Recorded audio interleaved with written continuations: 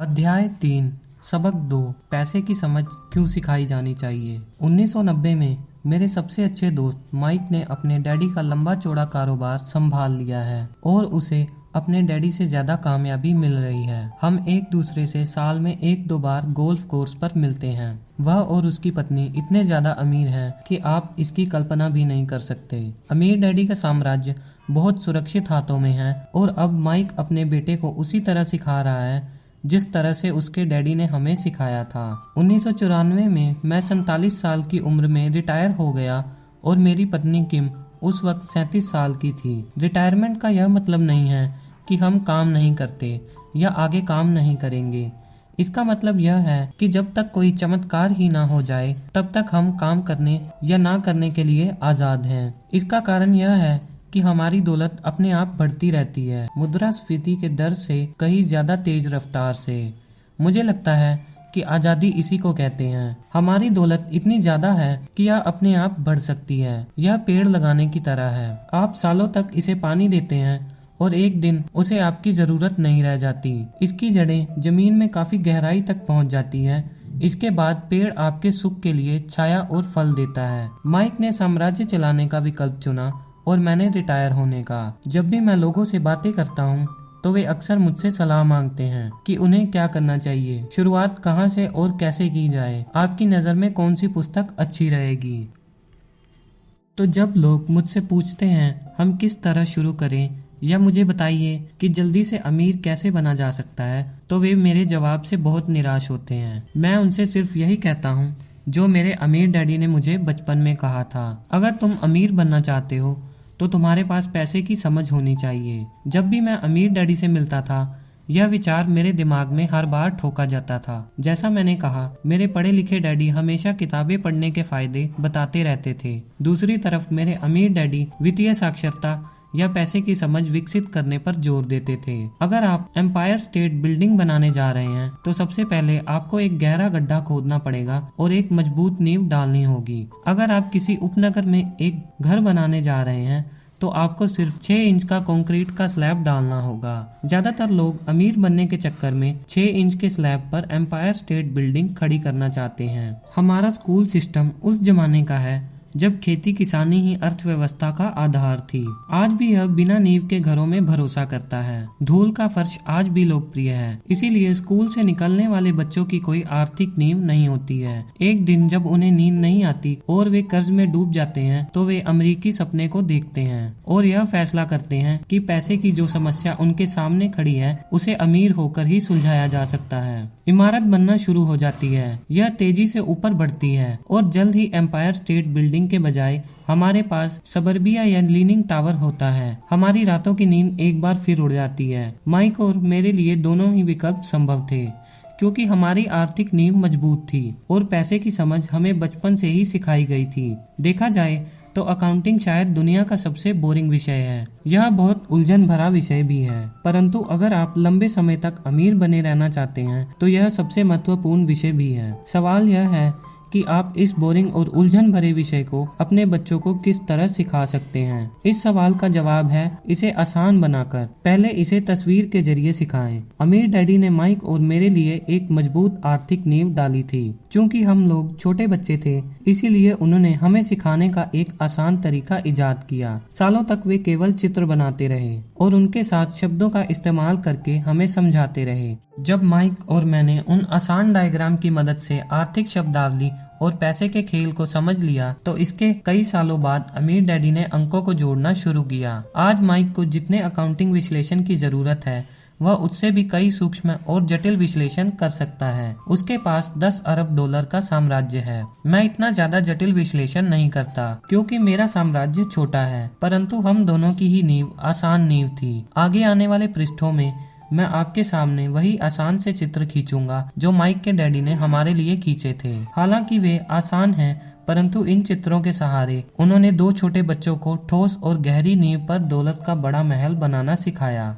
नियम 1, आपको संपत्ति और दायित्व का अंतर पता होना चाहिए और हमेशा संपत्ति ही खरीदनी चाहिए। अगर आप अमीर बनना चाहते हैं तो आपको बस इतना ही जानने की जरूरत है, यह पहला नियम है, यही इकलौता नियम है। यह बहुत आसान लगता है, परंतु ज्यादातर लोगों को यह पता ही नहीं है कि यह नियम कितना महत्वपूर्ण है। ज्यादातर लोग पैसे की समस्या में सिर्फ इसीलिए उलझे रहते हैं क्योंकि उन्हें यह पता ही नहीं होता कि संपत्ति और दायित्व में क्या फर्क होता है। अमीर लोग संपत्ति इकट्ठी करते हैं, गरीब और मध्यम वर्गीय लोग दायित्व इकट्ठे करते हैं। और मजे की बात यह है कि उन लोगों को यह लगता है कि वे संपत्ति इकट्ठी कर रहे हैं। जब अमीर डैडी ने माइक और मुझे यह बताया तो हमने सोचा कि वे मजाक कर रहे हैं। हम दो बच्चे अमीर बनने का रहस्य जानने के लिए इतने हैरान परेशान थे, जबकि उसका जवाब इतना आसान था। यह इतना ज्यादा आसान था कि हमें इस बात पर सोचने के लिए बहुत देर तक ठहरना पड़ा।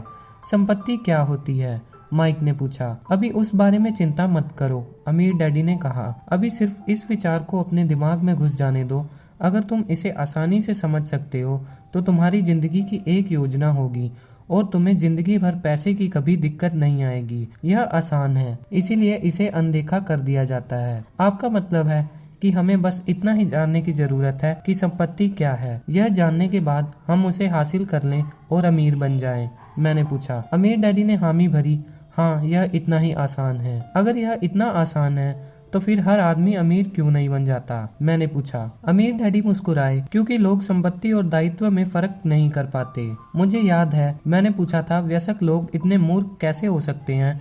अगर यह इतना आसान है और इतना महत्वपूर्ण है तो हर कोई इसे जानने या खोजना क्यों नहीं चाहता? संपत्ति और दायित्व क्या होते हैं, यह समझाने में अमीर डैडी को बस कुछ ही मिनट लगे। बड़े लोगों को यह नियम समझाने में मुझे बहुत कठिनाई होती है। क्योंकि बड़े लोग ज्यादा स्मार्ट होते हैं। मैंने अक्सर देखा है कि ज्यादातर लोग आसान विचारों को नहीं समझ पाते। इसका कारण यह है कि उनकी शिक्षा अलग तरह से हुई है। उन्हें दूसरे प्रोफेशनल्स ने पढ़ाया है, जैसे bankers, accountants, real estate agents, financial planners इत्यादि। ज्यादातर बड़े लोगों के सामने मुश्किलें यह होती है कि उन्हें बहुत कुछ भूलना पड़ता है और एक बार फिर से बच्चा बनना पड़ता है। एक समझदार वयस्क को अक्सर ऐसा लगता है कि आसान परिभाषा पर ध्यान देना मूर्खता है। अमीर डैडी किस सिद्धांत में यकीन करते थे? Keep it simple stupid. मूर्ख, इसे आसान ही रहने दो। इसीलिए वे हम दो छोटे बच्चों को सबक को आसान बनाते थे और इस तरह उन्होंने हमारी पैसे की नींव को ज्यादा मजबूत बना दिया। तो दिक्कत या उलझन किस बात से आती है, या इतनी आसान चीज किस तरह कठिन बन जाती है? कोई ऐसी संपत्ति को क्यों खरीदता है जो असल में दायित्व होती है? इसका जवाब हमें अपनी बुनियादी शिक्षा में मिलता है। हम साक्षरता सब पर ध्यान देते हैं और पैसे की साक्षरता को अनदेखा कर देते हैं। कोई वस्तु, संपत्ति या दायित्व, यह कैसे पता चलेगा? अगर आप सचमुच झंझट में फंसना चाहें तो इन शब्दों को डिक्शनरी में देख लें। मैं जानता हूँ कि वहाँ दी हुई परिभाषा किसी अकाउंटेंट को अच्छी लगेगी, परंतु दिक्कत यह है कि आम आदमी उन्हें पूरी तरह से नहीं समझ पाता। फिर भी यह वयस्क लोग मानने में अपनी तौहीन समझते हैं कि कोई चीज हमें समझ में नहीं आ रही है। छोटे बच्चों को समझाते समय अमीर डैडी ने एक बार कहा था, संपत्ति को शब्दों में नहीं अंकों के द्वारा पढ़ा जाता है, और अगर आप अंकों को नहीं पढ़ सकते तो आपको संपत्ति और जमीन में खुदे गड्ढे में कोई फर्क महसूस नहीं होगा। अकाउंटिंग में अंक महत्वपूर्ण नहीं है, महत्वपूर्ण तो वह बात है जो अंक आपको बता रहे हैं। यह शब्दों की तरह है, शब्द महत्वपूर्ण नहीं होते, महत्वपूर्ण वह बात होती है जो शब्द के जरिए बताई जाती है। कई लोग पढ़ते हैं परंतु ज्यादा समझ नहीं पाते। यह रीडिंग कॉम्प्रिहेंशन या पढ़े हुए को समझने की काबिलियत होती है, और इस क्षेत्र में हम सबकी अलग अलग काबिलियत होती है। उदाहरण के लिए मैंने हाल ही में एक नया VCR खरीदा। इसके साथ निर्देश पुस्तिका भी थी जिसमें समझाया गया था कि अपने VCR को किस तरह प्रोग्राम किया जाता है। मैं शुक्रवार की शाम को आने वाले अपने फेवरेट टीवी शो को रिकॉर्ड करना चाहता था, पर उस वक्त निर्देश पुस्तिका को पढ़ते पढ़ते मैं पागल हो गया। मुझे दुनिया में कोई भी काम इतना मुश्किल नहीं लग रहा था जितना कि अपने VCR को प्रोग्राम करना। मैं शब्द को पढ़ सकता था परंतु इसके बावजूद मुझे समझ में कुछ नहीं आ रहा था। मुझे शब्दों को पहचानने में A मिल रहा था परंतु उन्हें समझने में मुझे F मिल रहा था। और यही ज्यादातर लोगों के साथ पैसे के मामले में होता है। अगर आप अमीर बनना चाहते हैं तो आपको अंकों को पढ़ना और उन्हें समझना आना चाहिए। मैंने अपने अमीर डैडी से यह बात हजारों बार सुनी है, और मैंने यह भी सुना है अमीर लोग संपत्ति इकट्ठी करते हैं जबकि गरीब और मध्यम वर्गीय लोग दायित्व इकट्ठे करते हैं। यहाँ यह बताया जा रहा है कि संपत्ति और दायित्व में क्या फर्क होता है। ज्यादातर अकाउंटेंट और प्रोफेशनल्स परिभाषा पर आपस में सहमत नहीं होते,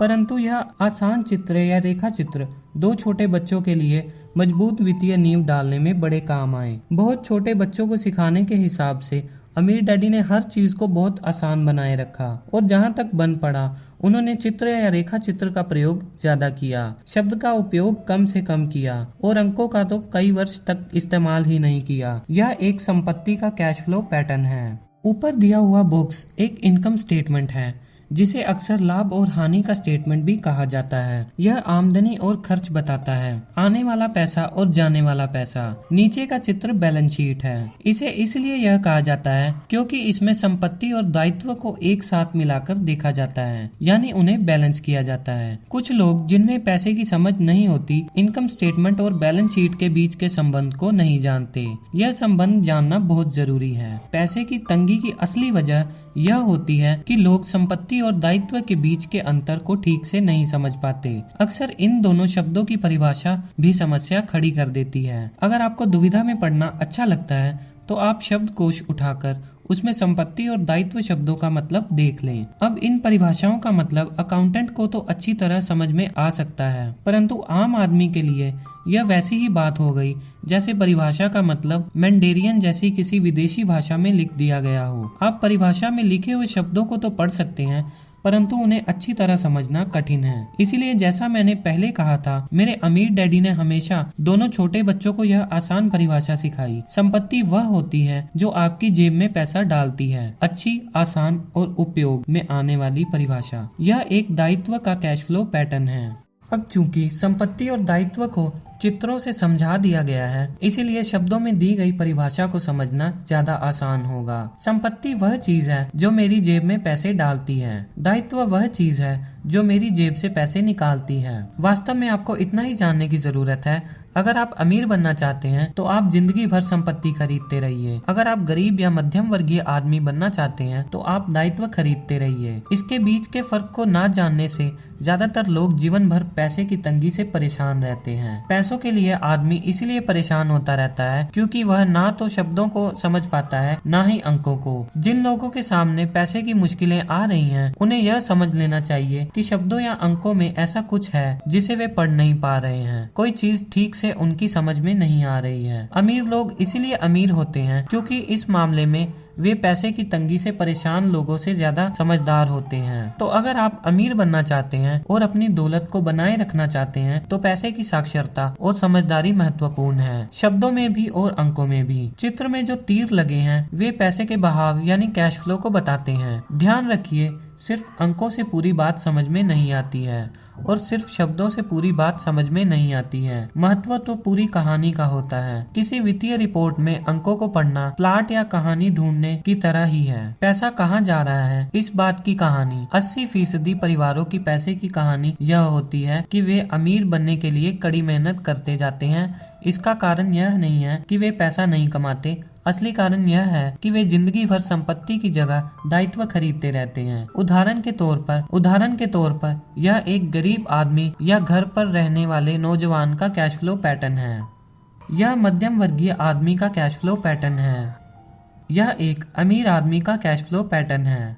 जैसा कि आप देख सकते हैं, ये सभी चित्र बहुत ज्यादा सरल बना दिए गए हैं। हम में से हर एक को जिंदा रहने के लिए खर्च करना पड़ता है। हम सभी को रोटी, कपड़े और मकान की जरूरत होती है। चित्र यह बताते हैं कि गरीब, मध्यम वर्गीय और अमीर आदमी की जिंदगियों में पैसा किस तरह आता जाता है। कैश फ्लो पूरी कहानी बता देता है। इस कहानी में यह बताया जाता है कि वह आदमी अपने पैसों का किस तरह से इस्तेमाल करता है। एक बार पैसा हाथ में आ जाने के बाद वह उस पैसे का क्या करता है। मैंने अपनी कहानी अमेरिका के सबसे अमीर व्यक्तियों से इसलिए शुरू की ताकि मैं यह बता सकूं कि इतने सारे लोगों की सोच में कहाँ गलती होती है। गलती यह होती है कि वे यह मानते हैं कि पैसे से सारी समस्याएं सुलझ जाती हैं। इसीलिए जब लोग मुझसे फटाफट अमीर बनने के नुस्खे पूछते हैं तो मैं कांप जाता हूँ। यह कि उन्हें कहाँ से शुरू करना चाहिए। मैं अक्सर सुनता हूँ, मैं कर्ज में हूँ इसलिए मुझे और ज्यादा पैसे कमाने चाहिए। परंतु यह देखने में आया है कि ज्यादा पैसे से समस्या नहीं सुलझती। सच कहा जाए तो इससे समस्या और ज्यादा बढ़ जाती है। पैसा हमारी इंसानी कमजोरियों को अक्सर ज्यादा उभार देता है। पैसा अक्सर हमारे ऐसे पहलू पर रोशनी डालता है जिसके बारे में हम अनजान रहते हैं। इसीलिए अगर किसी आदमी को अचानक बहुत सी दौलत मिल जाए, जैसे पैतृक संपत्ति, तनख्वाह में भारी बढ़ोतरी या उसकी लॉटरी लग जाए, तो पैसा मिलने के कुछ समय बाद वह अपने पुराने हाल में पहुंच जाता है, और कई बार तो उससे भी बुरे हाल में। पैसा आपके दिमाग में चल रहे कैश फ्लो पैटर्न को उजागर करता है। अगर यह पैटर्न ऐसा है कि अपनी पूरी कमाई खर्च करनी है, तो इस बात की बहुत संभावना है कि आपकी आमदनी बढ़ेगी तो आपका खर्च अपने आप बढ़ जाएगा। इसीलिए यह कहावत सही है, मूर्ख और उसके पैसे से शानदार दावतें होती है। मैंने यह कई बार कहा है कि हम स्कूल इसलिए जाते हैं ताकि हम शैक्षणिक और व्यावसायिक काबिलियत को हासिल कर सकें। निश्चित रूप से यह दोनों बहुत ही महत्वपूर्ण है। हमारी व्यावसायिक काबिलियत के कारण ही हम पैसा बनाना सीखते हैं। 1960 के दशक में जब मैं हाई स्कूल में था, यह माना जाता था कि अगर कोई पढ़ने लिखने में अच्छा है तो वह होनहार विद्यार्थी आगे जाकर डॉक्टर बनेगा। अक्सर उस बच्चे से यह नहीं पूछा जाता था कि क्या वह डॉक्टर बनना चाहेगा, यह मान लिया जाता था। इसका कारण यह था कि इस धंधे में सबसे ज्यादा पैसे नजर आते थे। आज डॉक्टरों के सामने पैसे की बहुत से संकट हैं, जो भगवान न करे किसी और के सामने हो। बीमा कंपनियां इस व्यवसाय पर काबू किए हैं, सरकार भी दखल दे रही है और अदालतों में मुआवजे के केस दायर हो रहे हैं, इत्यादि। आज बच्चे बास्केटबॉल स्टार बनना चाहते हैं, टाइगर वुड्स की तरह गोल्फर बनना चाहते हैं, कंप्यूटर विशेषज्ञ बनना चाहते हैं, movie star, rock star, beauty queen या वॉल स्ट्रीट पर ट्रेडर बनना चाहते हैं। इसीलिए क्योंकि अब दौलत, शोहरत और इज्जत इन्हीं जगहों पर है। इसी कारण स्कूल में बच्चों को अच्छा पढ़ाने के लिए प्रेरित करना मुश्किल हो गया है। वे जानते हैं कि व्यावसायिक सफलता का शैक्षणिक सफलता से कोई सीधा संबंध नहीं है, जैसा कभी हुआ करता था। चूंकि विद्यार्थियों में स्कूल छोड़ते समय पैसे की कोई समझ नहीं होती है, इसीलिए करोड़ों पढ़े लिखे लोग अपने कारोबार में तो सफल हो जाते हैं, परंतु बाद में वे पैसे की तंगी से जूझते रहते हैं। वे और ज्यादा मेहनत करते हैं, परंतु अपनी समस्याओं से जीत नहीं पाते। उनकी शिक्षा में कमी यह नहीं है कि उन्हें पैसा कमाना नहीं सिखाया गया, बल्कि यह है कि उन्हें पैसा खर्च करने का तरीका नहीं सिखाया गया। पैसा बनाने के बाद उसका किस तरह इस्तेमाल किया जाए और उसे किस तरह संभाला जाए, इसे पैसे की समझ कहते हैं। पैसा एक बार कमाने के बाद उसका क्या किया जाए, इसे अपने पास कितने लंबे समय तक रोका जाए और अपने पैसे से कड़ी मेहनत कैसे करवाई जाए। ज्यादातर लोग यह नहीं बता पाते कि उनकी पैसे की तंगी का क्या कारण है। ऐसा इसीलिए होता है क्योंकि उनमें कैश फ्लो की समझ नहीं होती। क्योंकि आदमी बहुत पढ़ा लिखा हो सकता है, अपने कारोबार में सफल हो सकता है, परंतु हो सकता है कि उनमें पैसे की बिल्कुल भी समझ ना हो। ऐसे लोग अक्सर जरूरत से ज्यादा कड़ी मेहनत करते हैं और उन्होंने कड़ी मेहनत करना तो सीखा है, परंतु पैसे से अपने लिए कड़ी मेहनत करवाना नहीं सीखा। यह कहानी बताती है कि पैसे का सुख भरा सपना किस तरह दुख भरे सपने में बदल जाता है। कड़ी मेहनत करने वाले लोगों की फिल्मी कहानी एक घिसे पीटे डर्रे पर चलती है। हाल ही में शादीशुदा, खुश, बहुत पढ़े लिखे पति पत्नी साथ साथ किराए के मकान में रहने लगते हैं। जल्द ही उन्हें यह लगने लगता है कि वे पैसा बचा रहे हैं, क्योंकि दो लोगों के साथ साथ रहने का खर्च भी लगभग उतना ही होता है जितना कि अकेले आदमी का। समस्या यह है कि जिस अपार्टमेंट में वे रहते हैं वह छोटा है। वे अपने सपनों का घर खरीदने के लिए पैसे बचाने लगते हैं ताकि वे बच्चे पैदा कर सकें। अब उनके पास 2 तनख्वाहें होती है और वे अपने करियर पर ज्यादा ध्यान देने लगते हैं। उनकी आमदनी बढ़ने लगती है। जैसे जैसे उनकी आमदनी बढ़ने लगती है, उनके खर्च भी बढ़ने लगते हैं। ज्यादातर लोगों के लिए पहले नंबर का खर्च होता है टैक्स। कई लोग सोचते हैं इनकम टैक्स, परंतु ज्यादातर लोगों के लिए सबसे बड़ा टैक्स होता है सोशल सिक्योरिटी टैक्स। कर्मचारियों को ऐसा लगता है कि social security tax, Medicare tax को मिलाकर कुल टैक्स लगभग 7.5% के करीब होता है, परंतु हकीकत में यह 15% होता है, क्योंकि आपके बॉस को भी सोशल सिक्योरिटी की उतनी ही रकम मिलानी पड़ती है। मुद्दे की बात यह है कि यह वह पैसा है जो आपका बॉस आपको नहीं दे सकता। इससे भी बड़ी बात यह है कि आपको अपने वेतन से कटे सोशल सिक्योरिटी टैक्स की रकम पर इनकम टैक्स देना होता है, और यह ऐसी आमदनी होती है जो आपके हाथ में नहीं आई है, बल्कि सीधे ही सोशल सिक्योरिटी में चली गई है। फिर दायित्व बढ़ने लगते हैं। इसे समझाने का सबसे अच्छा तरीका यह है कि हम वापस युवा पति पत्नी की कहानी की तरफ चलें। उनकी आमदनी बढ़ने के कारण वे फैसला करते हैं कि अब वे किराए के मकान में नहीं रहेंगे बल्कि अपने सपनों का घर खरीद लेंगे। जब वे अपने घर में पहुंच जाते हैं तो उन पर एक नए टैक्स का बोझ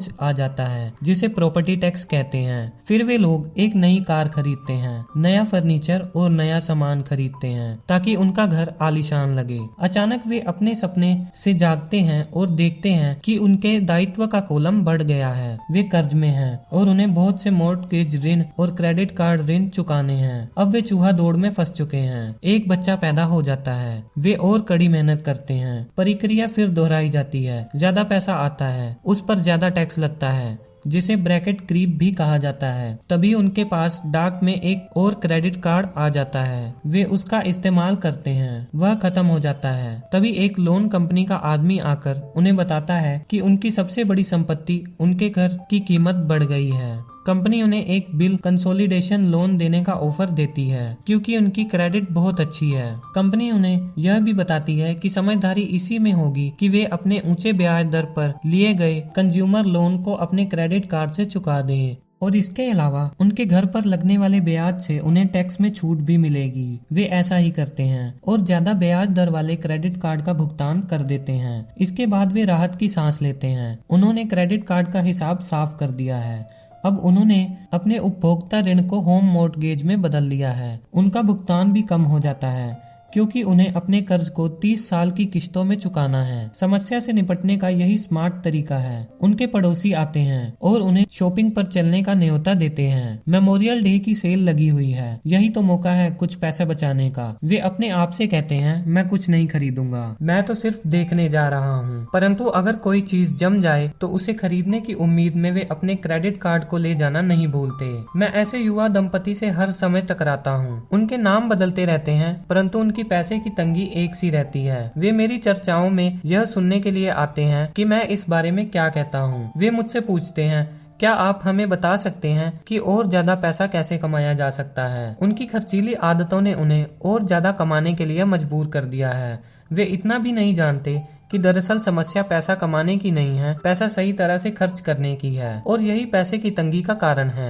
यह समस्या इसीलिए पैदा होती है क्योंकि उनमें पैसे की समझ नहीं होती। यह समस्या इसीलिए और भी भयानक हो जाती है क्योंकि वे संपत्ति और दायित्व के बीच के फर्क को नहीं समझ पाते। मेरा मानना है कि ज्यादा पैसे से शायद ही कभी किसी की पैसों की समस्या सुलझती है। समस्याएं समझदारी से सुलझती हैं। मेरा एक दोस्त बार बार कर्ज में फंसे लोगों को यही सलाह देता है, अगर आपको लगता है कि आपने अपने आपको किसी गड्ढे में फंसा लिया है तो गड्ढा खोदना बंद कर दो।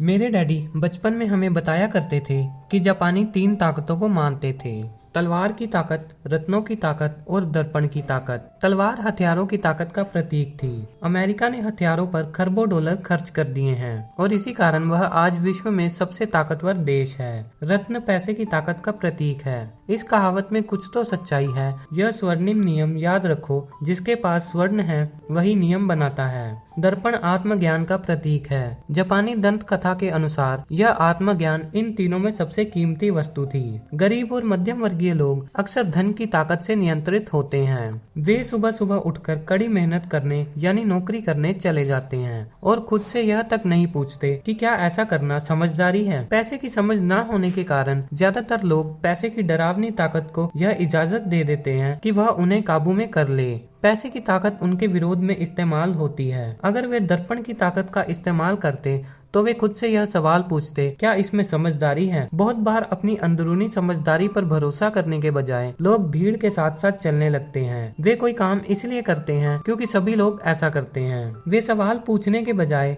नकल करने लगते हैं। अक्सर वे नासमझी के कारण वही दोहराते हैं जो उन्हें सिखाया गया है। इस तरह के विचार कि आपका घर आपकी सबसे बड़ी पूंजी है, आपका घर आपका सबसे बड़ा निवेश है, अगर आप ज्यादा कर्ज लेते हैं तो आपको टैक्स में छूट मिलेगी, सरकारी नौकरी खोजो, गलतियां मत करो, खतरे मत उठाओ। ऐसा कहा जाता है कि ज्यादातर लोगों के लिए मौत से भी डरावनी चीज होती है भीड़ के सामने बोलने का डर। मनोवैज्ञानिक कहते हैं कि ज्यादातर लोग सार्वजनिक मंच पर बोलने से इसीलिए डरते हैं क्योंकि उन्हें यह डर होता है कि उनकी बुराई होगी, लोग उनकी हंसी उड़ाएंगे। वे अकेले रह जाएंगे, सबसे कट जाएंगे और बिरादरी से अलग थलग कर दिए जाएंगे। सबसे अलग होने का डर या अकेले रह जाने का डर ही वह सबसे बड़ा कारण है जिस वजह से ज्यादातर लोग अपनी समस्या हल करने के लिए नए तरीके नहीं ढूंढते। इसलिए मेरे पढ़े लिखे डैडी कहा करते थे कि जापानी लोग दर्पण की ताकत को सबसे ज्यादा महत्व देते थे, क्योंकि जब इंसान दर्पण में खुद को देखता है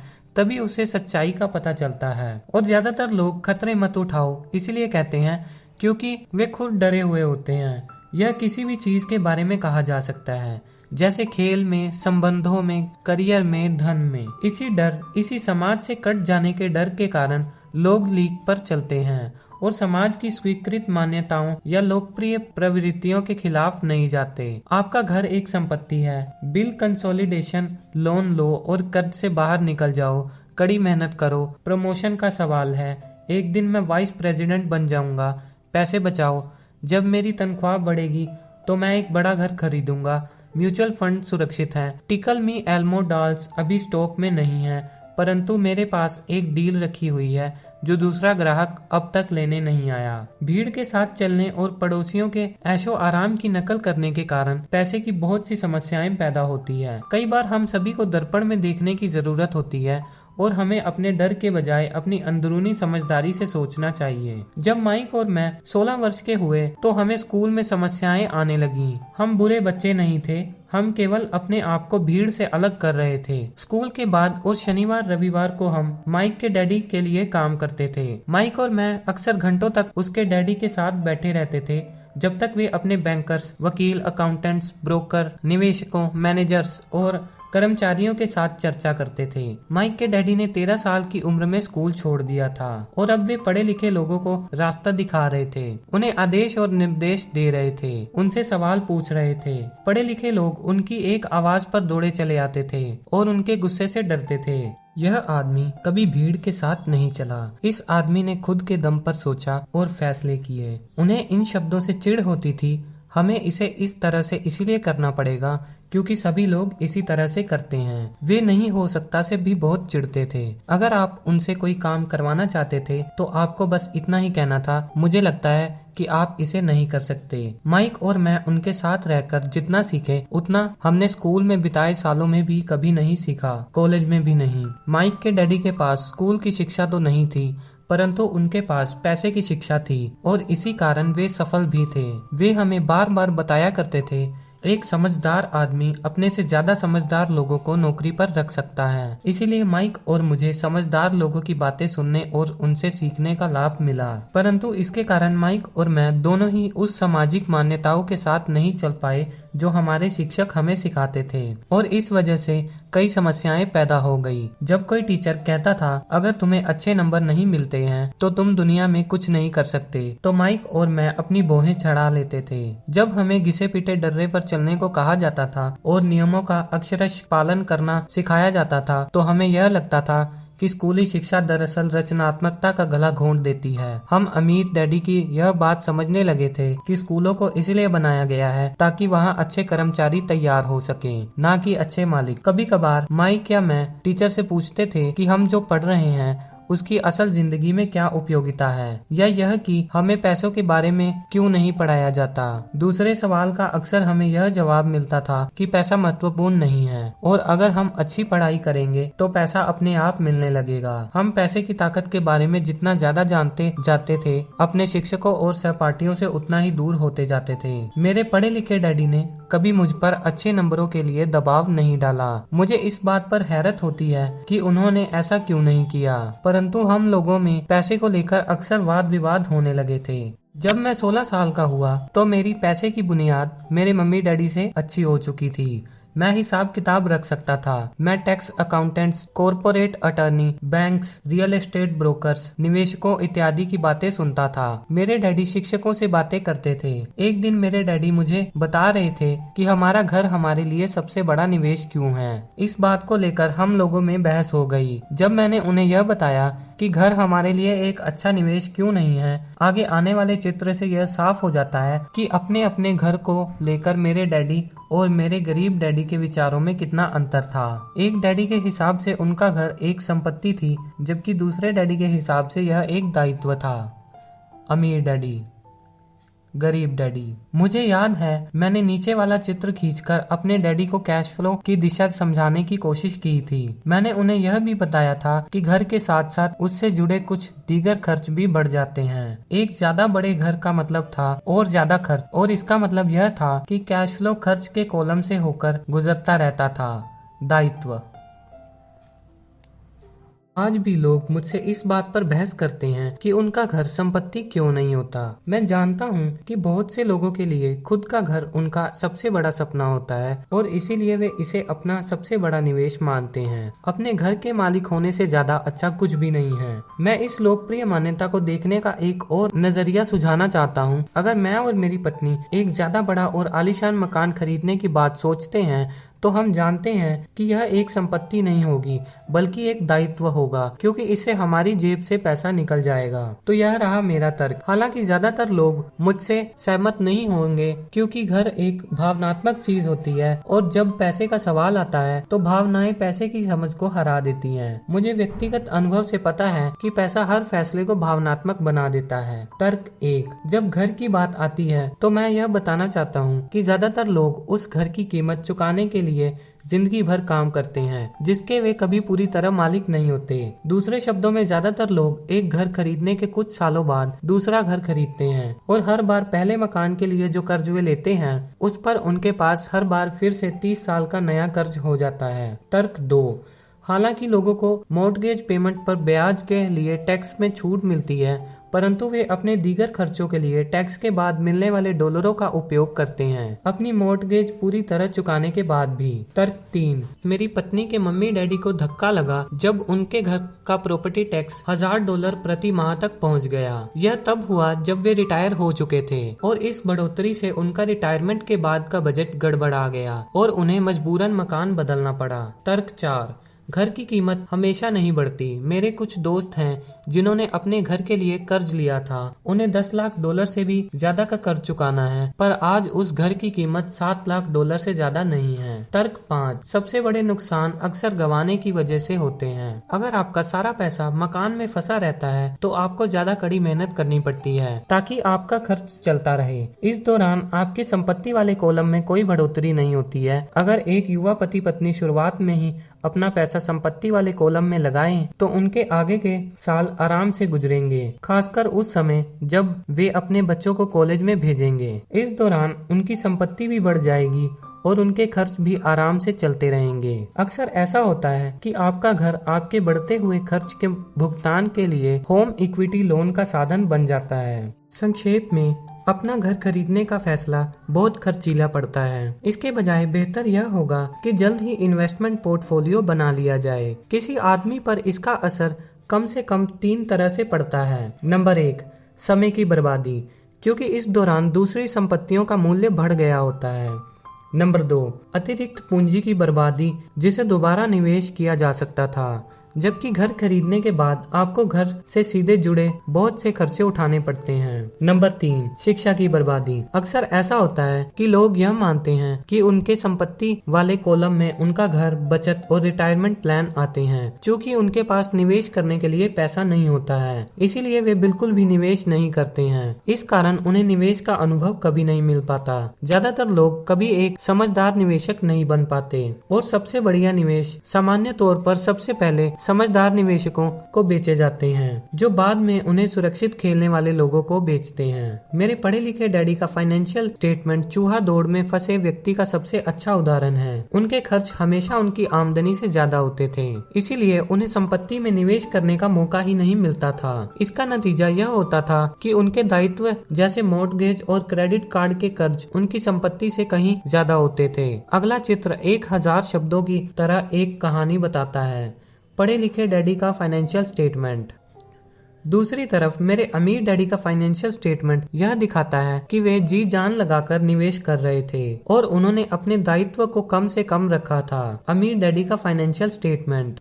मेरे अमीर डैडी के फाइनेंशियल स्टेटमेंट से यह भी पता चलता है कि अमीर लोग और ज्यादा अमीर क्यों बनते हैं। संपत्ति वाले कॉलम से इतनी ज्यादा आमदनी होती है कि खर्च आराम से चल जाता है और कुछ पैसा बच भी जाता है। इस बचे हुए पैसे को एक बार फिर से संपत्ति वाले कॉलम में दोबारा निवेश कर दिया जाता है। संपत्ति वाला कॉलम बढ़ता रहता है और इससे होने वाली आमदनी भी बढ़ती रहती है। नतीजा यह होता है अमीर लोग और ज्यादा अमीर होते जाते हैं।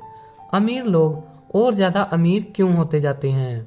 मध्यम वर्ग के लोग हमेशा पैसे की तंगी से जूझते रहते हैं। उनकी मूल आमदनी तनख्वाह से होती है और जैसे जैसे उनकी तनख्वाह बढ़ती है उनके टैक्स भी बढ़ जाते हैं। इसके साथ ही आमदनी बढ़ने पर उनके खर्च भी बढ़ जाते हैं। इसीलिए इसे चूहा दौड़ कहा गया है। यह लोग मानते हैं कि उनका घर उनकी मूल संपत्ति है और इसीलिए वे आमदनी दिलाने वाली संपत्ति में निवेश नहीं करते हैं। मध्यम वर्ग को पैसे की तंगी क्यों होती है? आज की कर्जदार सोसाइटी दो बातें मानती है। पहली यह कि खुद का घर एक निवेश होता है और दूसरी यह कि तनख्वाह बढ़ने पर खर्च भी बढ़ना चाहिए या एक ज्यादा बड़ा घर खरीद लेना चाहिए। बढ़ते हुए खर्च के कारण परिवार ज्यादा कर्ज में फंस जाते हैं और उन्हें पैसे की और ज्यादा तंगी का सामना करना पड़ता है। हालांकि वे अपनी नौकरियों में लगातार तरक्की कर रहे हैं और उनकी तनख्वाह लगातार बढ़ती जा रही है। इसे हाई रिस्क लिविंग या बहुत जोखिम भरी जीवन शैली कहा जाता है और इसका कारण यह है कि ऐसे लोगों में पैसे की समझ नहीं होती। 1990 के दशक में नौकरियों में भारी कटौती से यह बात पता चली है कि मध्यम वर्ग पैसे के मामले में कितना असुरक्षित है। अचानक कंपनी पेंशन प्लान की जगह पर 401 के प्लान आ गए हैं। सोशल सिक्योरिटी निश्चित रूप से संकट में है और इसे रिटायरमेंट का सहारा नहीं बनाया जा सकता। मध्यम वर्ग में घबराहट का माहौल पैदा हो गया है। आज एक अच्छी बात यह है कि ज्यादातर लोग यह बातें समझते हैं और इसीलिए उन्होंने म्यूचुअल फंड खरीदना शुरू कर दिया है। निवेश में हुई बढ़ोतरी के कारण ही हमने स्टॉक मार्केट में इतनी तेजी देखी है। आज मध्यम वर्ग की बढ़ती मांग को पूरा करने के लिए नए नए म्यूचुअल फंड बनते जा रहे हैं। म्यूचुअल फंड इसीलिए लोकप्रिय हैं क्योंकि वे सुरक्षा के प्रतीक हैं। औसत म्यूचुअल फंड खरीदने वाले आदमी नौकरी में टैक्स और मॉर्टगेज चुकाने में, अपने बच्चों के कॉलेज की फीस के लिए पैसे बचाने में और अपने क्रेडिट कार्ड का हिसाब साफ करने में बहुत ज्यादा व्यस्त हैं। उनके पास इतना समय नहीं है कि वे निवेश करने की कला सीख सकें। इसीलिए वे म्यूचुअल फंड के मैनेजर की काबिलियत पर भरोसा करते हैं। साथ ही चूंकि म्यूचुअल फंड कई तरह के निवेश करता है, इसीलिए उन्हें ऐसा लगता है कि उनका पैसा ज्यादा सुरक्षित है क्योंकि यह कई टुकड़ों में बट गया है या डाइवर्सिफाइड हो गया है। पढ़े लिखे मध्यम वर्ग का यह समूह म्यूचुअल फंड ब्रोकर्स और फाइनेंशियल प्लानर्स के डाइवर्सिफाई सिद्धांत को सही मानता है। सुरक्षित रहो, जोखिम से बचो। असली त्रासदी यह है कि पैसे की समझ न होने के कारण औसत मध्यम वर्गीय लोग खतरों का सामना करते हैं। उनके सुरक्षित खेलने का असल कारण यह होता है कि उनके पास पैसे की तंगी होती है। उनकी बैलेंस शीट में बैलेंस नहीं होता। उनका संपत्ति वाला कॉलम खाली रहता है जहां से आमदनी आती है, जबकि उनके दायित्व वाला कॉलम पूरा भरा रहता है। सामान्य तौर पर उनकी आमदनी का इकलौता साधन उनका वेतन होता है। उनका जीवन यापन पूरी तरह से उनके बॉस पर निर्भर होता है और जब सचमुच जिंदगी में एक बार आने वाला मौका आता है तो ये लोग उस मौके का फायदा नहीं उठा पाते। क्योंकि वे इतनी कड़ी मेहनत कर रहे हैं, इसीलिए वे सुरक्षित खेल खेलते हैं, सबसे ज्यादा टैक्स चुकाते हैं और कर्ज के बोझ से दबे रहते हैं। जैसा मैंने इस खंड के शुरू में कहा था, सबसे महत्वपूर्ण नियम यह है कि संपत्ति और दायित्व के बीच के अंतर को पहचाना जाए। एक बार आप इनमें फर्क समझ लें, इसके बाद आप आमदनी देने वाली संपत्ति खरीदने की लगातार कोशिश करते रहें। यह अमीर बनने की राह पर चलने का सबसे बढ़िया तरीका है। इसे करते रहें और आपका संपत्ति वाला कॉलम बढ़ता रहेगा। अपने दायित्व और खर्च को कम करने की कोशिश भी करते रहें। इससे पैसा आपके संपत्ति वाले कॉलम में आता रहेगा। जल्द ही आपका संपत्ति वाला कॉलम इतना ज्यादा मजबूत हो जाएगा कि आप और ज्यादा जोखिम वाले निवेश कर सकेंगे। ऐसे निवेश जिनमें 100% से अनंत तक फायदा हो सकता है। ऐसे निवेश जिनमें $5,000 की रकम जल्द ही 10 लाख या इससे ज्यादा हो जाती है। ऐसे निवेश जिन्हें मध्यम वर्ग बहुत जोखिम भरा मानता है। निवेश जोखिम भरा नहीं है, यह उस व्यक्ति की पैसे की नासमझी है, वित्तीय निरक्षरता है जो उसे बहुत जोखिम भरा बना देती है। अगर आप वही करते हैं जो सब लोग करते हैं तो आपको यह चित्र मिलेगा। एक कर्मचारी होने के नाते जो घर का मालिक भी है, आपकी नौकरी का पैटर्न सामान्यतः यह होता है। नंबर 1, आप किसी के लिए काम करते हैं तनख्वाह पर काम करने वाले ज्यादातर लोग मालिक को या शेयर होल्डर को ज्यादा अमीर बना रहे हैं। आपकी कोशिशों, मेहनत और सफलता से दरअसल आपका मालिक सफल होता है और उसके रिटायरमेंट में मदद मिलती है। नंबर 2, आप सरकार के लिए काम करते हैं। आप इसे देख पाएं, इसके पहले ही सरकार आपकी तनख्वाह में से अपना हिस्सा ले लेती है। ज्यादा कड़ी मेहनत करके आप सरकार को देने वाले टैक्स में बढ़ोतरी करते हैं। ज्यादातर लोग जनवरी से मई तक सिर्फ सरकार के लिए काम करते हैं। नंबर 3, आप बैंक के लिए काम करते हैं। टैक्स चुकाने के बाद आपका सबसे बड़ा खर्च आमतौर पर अपना मॉर्टगेज और क्रेडिट कार्ड का कर्ज चुकाना होता है। अगर आप सिर्फ ज्यादा कड़ी मेहनत से काम करते जाएं, तो समस्या यह है कि तीनों ही मामलों में आपकी ज्यादा मेहनत से किसी और को ज्यादा फायदा मिलता है। आपको यह सीखना चाहिए कि आपकी ज्यादा मेहनत से किस तरह आपको और आपके परिवार को सीधा फायदा मिल सकता है।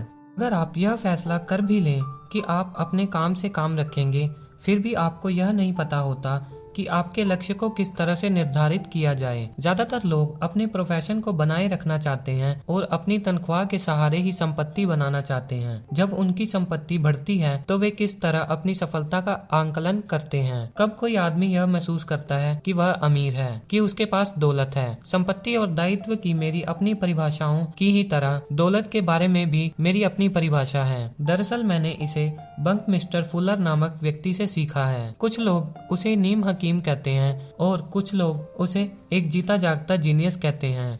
सालों पहले सभी वास्तुविद इसलिए हैरान हो गए थे क्योंकि 1961 में उसने जियोडेसिक डोम के पेटेंट के लिए आवेदन किया था और उस आवेदन में फुलर ने दौलत के बारे में भी बहुत कुछ कहा था।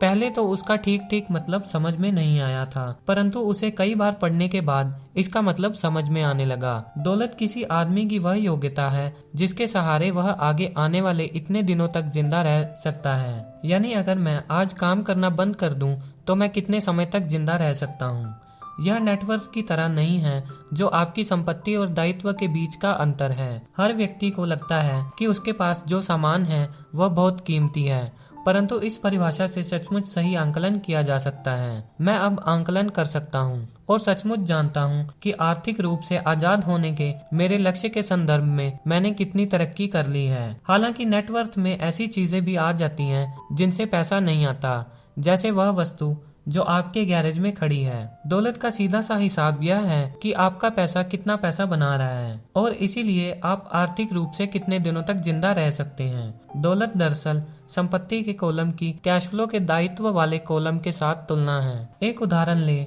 यह कहें कि मेरे पास हर महीने में संपत्ति वाले कॉलम से $1000 का कैश फ्लो आता है और मेरा खर्च हर महीने $2000 है। मेरे पास कितनी दौलत है? अब हम बंकमिस्टर फुलर की परिभाषा की तरफ चलें।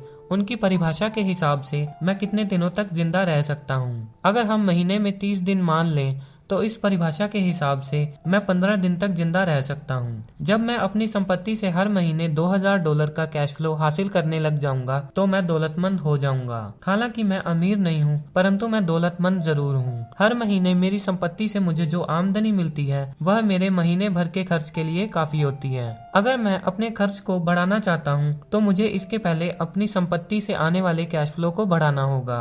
यह ध्यान रखें कि इस बिंदु पर मैं अपनी तनख्वाह पर बिल्कुल भी निर्भर नहीं हूँ। मैंने संपत्ति वाले कॉलम को भरने में जी तोड़ कोशिश की थी और मैं इसमें सफल भी हुआ, जिसके कारण आज मैं आर्थिक रूप से आजाद हो गया हूँ। अगर मैं आज अपनी नौकरी छोड़ भी दूं तो भी मेरी संपत्तियों से इतना कैश फ्लो आता रहेगा कि मेरा खर्च आसानी से चलता रहेगा। मेरा अगला लक्ष्य यह होगा कि मेरी संपत्ति से आने वाले अतिरिक्त कैश फ्लो को फिर से संपत्ति वाले कॉलम में निवेश कर दिया जाए। मेरे संपत्ति वाले कॉलम में जितना ज्यादा पैसा जाता है, मेरा संपत्ति वाला कॉलम उतना ही बढ़ता रहता है। मेरा संपत्ति वाला कॉलम जितना ज्यादा बढ़ता है, वहाँ से उतना ही ज्यादा कैश फ्लो आता है। और जब तक मैं अपने खर्च को आने वाले कैश फ्लो से कम रखता हूँ, तब तक मैं ज्यादा अमीर बनता रहूंगा। और ध्यान देने वाली बात यह है कि मेरी आमदनी शारीरिक मेहनत से नहीं बल्कि दूसरे जरियों से हो रही है। जब तक पुनर्निवेश की यह प्रक्रिया चलती रहती है, मैं अमीर बनने की राह पर तेजी से चलता रहूंगा। अमीरी की असली परिभाषा देखने वाले की निगाह में होती है। आप कभी अत्यधिक अमीर नहीं हो सकते। इस आसान सबक को याद रखें। अमीर संपत्ति खरीदते हैं, गरीब केवल खर्च करते हैं। मध्यम वर्ग दायित्व खरीदता है, परंतु यह सोचता है कि वह संपत्ति खरीद रहा है। तो किस तरह मैंने अपने काम से काम रखा? इस सवाल का जवाब क्या है? मैकडोनल्ड के मालिक की बात सुने।